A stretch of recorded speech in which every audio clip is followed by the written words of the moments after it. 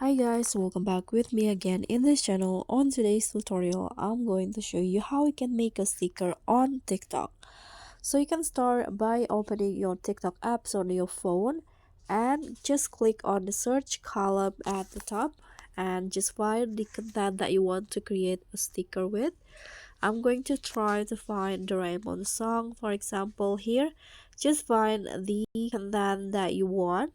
For example, I'm going to create a sticker from here, and you can next click on the share button in here and just swipe until you find the create sticker option.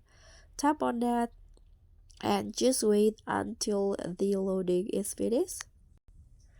Okay, so in here you can add text or you can crop it. So I'm going to add text, for example. Okay, I'm going to just add this, click on done. After that, you can also place it anywhere you like the text, or you can also edit it again and change the color. For example, here you can click on next at the top. Now TikTok will creating the stickers, and here you can choose to make it public or not. And you can also, if you want to make it public, you can add keywords in here. Okay, I'm not going to make it public, and just click on create sticker button in here.